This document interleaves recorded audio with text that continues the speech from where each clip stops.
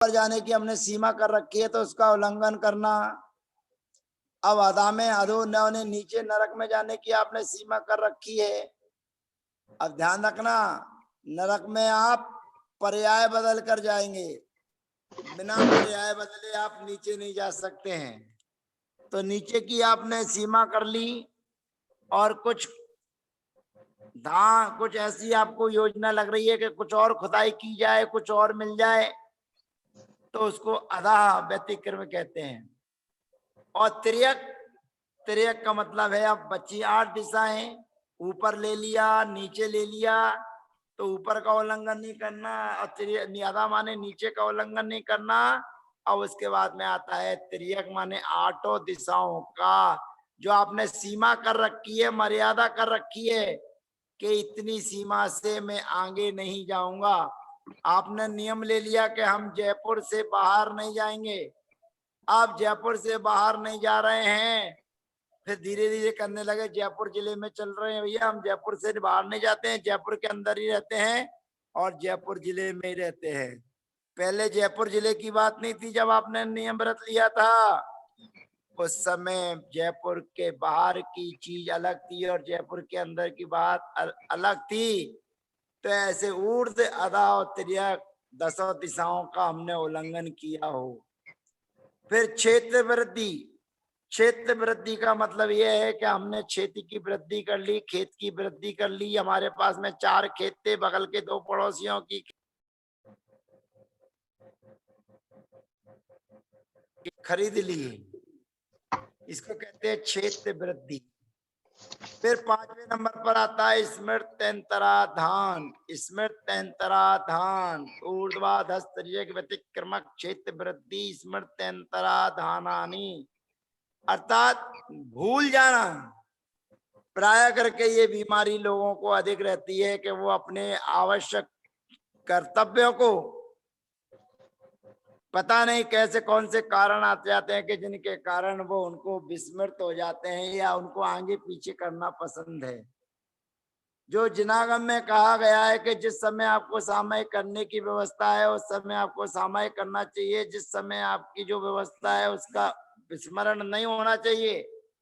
लेकिन हम नियम लेके भूल जाते हैं, अरे आज अष्टमी है, अरे अष्टमी का तो हमारे हरि का त्याग था और हम खाए आए। तो ऐसा आपको नहीं करना चाहिए। अपने अपने व्रतों को सजग रहना चाहिए, जागृत रहना चाहिए और हमेशा होशियार रहना चाहिए।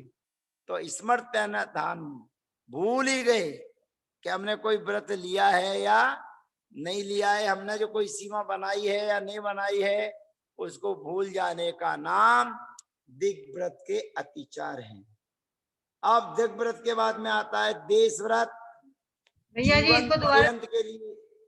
हाँ, में आपने 8 जीवन दिशाएं ली है, पर्यंत है। में आपने 8 दिशाएं ले ली।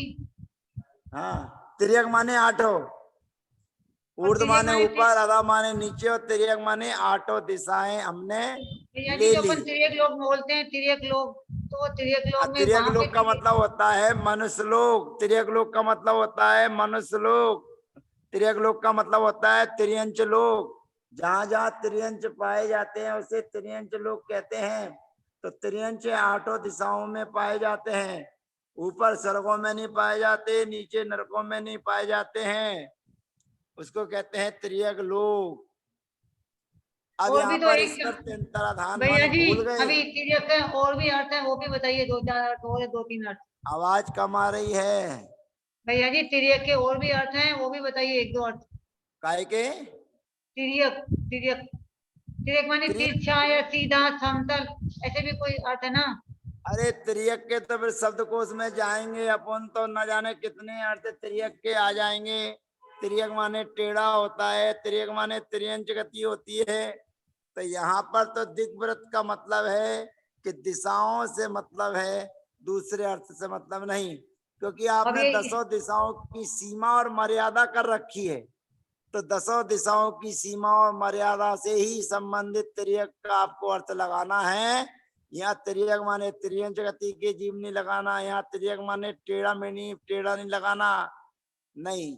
त्रियक माने दिशाएं, जो और 8 ये प्रकार की दिशाएं हैं। इसका मतलब स्मृति स्मृति अंतराधानानि, हाँ, भूल जाना, और अंतराधानानि का मतलब भूल जाना, स्मृत्यंतराधान, स्मृत्यंतराधान, स्मृति अंतराधान, स्मृति अंतराधान, इवर्णो या सवर्णे न च परलोप्याः।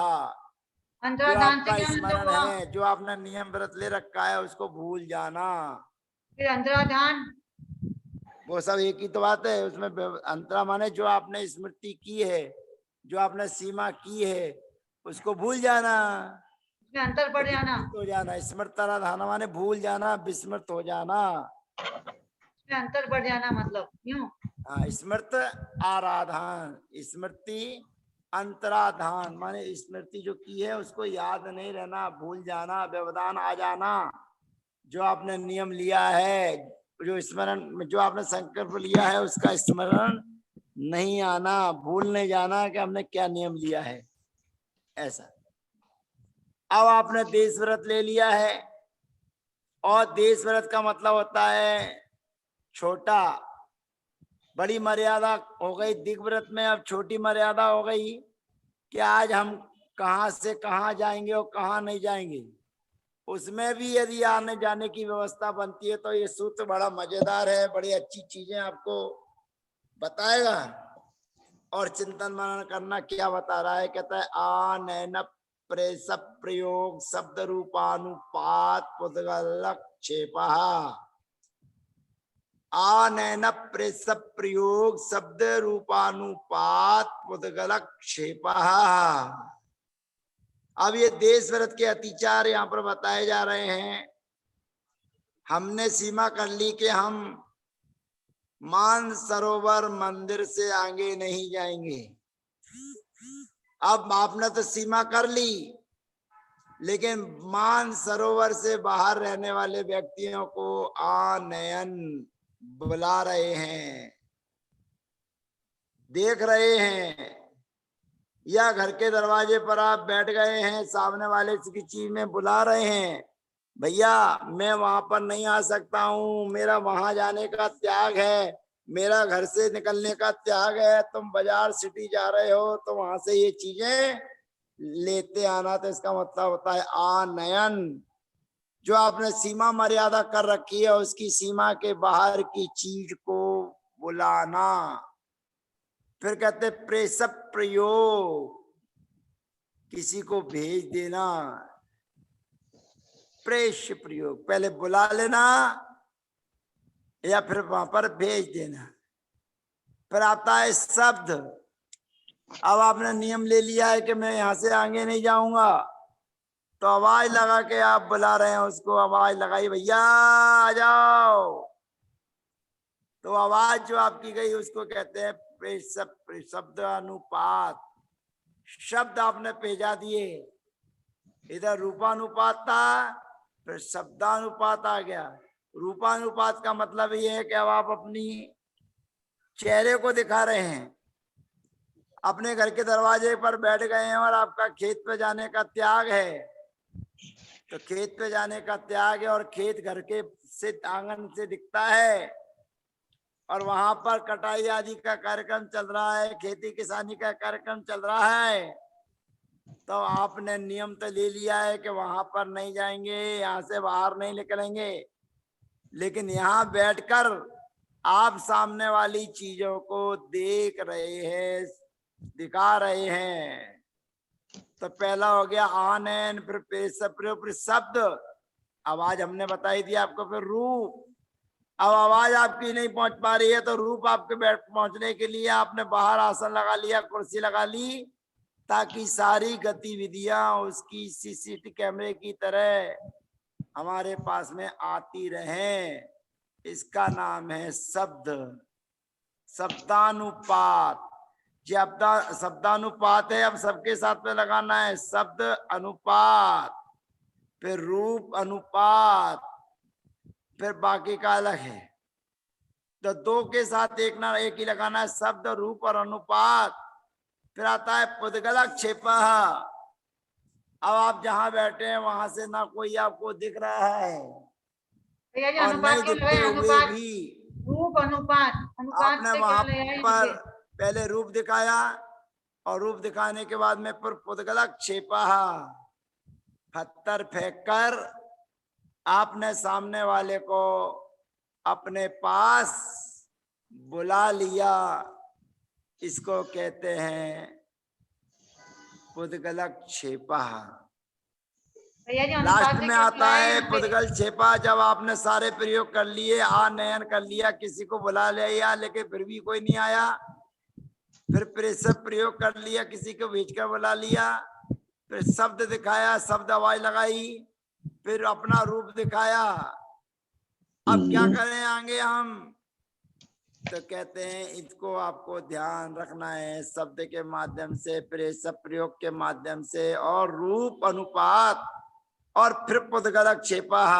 सामने वाला नहीं सुन रहा है तो सीमा के बाहर पत्थर उठाया और उसकी तरफ फेंक दिया, जिससे वो समझ गया कि आप क्या कहना चाहते हैं। ये सूक्ष्म बात आ गई आपके बीच में कि हमें देश व्रत के अतिचारों के लिए दिन प्रतिदिन का हमने नियम लिया है, संकल्प लिया है, तो विशेष फंक्शन और प्रोग्राम में जब हो तो कहीं हमारा नियम व्रत दूषित ना हो जाए, इसका विचार चिंतन मनन करते रहना चाहिए।